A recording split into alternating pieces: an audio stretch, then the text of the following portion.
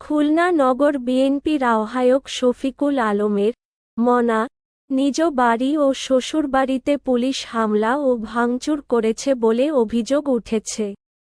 গতকাল শুক্রবার রাতে গ্রেপ্তার অভিযানের নামে এই ভাঙচুর চালানো হয় বলে অভিযোগ করেছেন খুলনা বিএনপির নেতারা। এই ঘটনার নিন্দা ও প্রতিবাদ জানিয়েছেন তারা।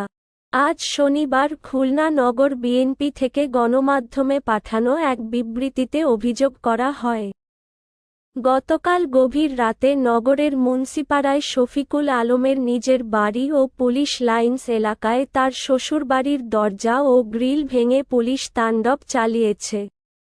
ওই বিবৃতিতে বিএনপি নেতারা বলেছেন, শিক্ষার্থীদের চলমান কোটা সংস্কারের গণতান্ত্রিক আন্দোলনে অতি উৎসাহী পুলিশ মিথ্যা, বানোয়াট ও কাল্পনিক গায়েবী মামলা দায়ের করে বিএনপির নেতা কর্মীদের বাড়িতে বাড়িতে অভিযানের নামে হয়রানি করছে, যা মোটেই সমর্থনযোগ্য নয়। পুলিশের এই ধরনের ন্যাক্কারজনক কর্মকাণ্ড প্রমাণ করে তারা দেশ ও জনগণের পক্ষে নয়, তারা বিশেষ একটি দল ও গোষ্ঠীর পক্ষ নিয়ে সন্ত্রাসী কায়দায় তাণ্ডব চালাচ্ছে।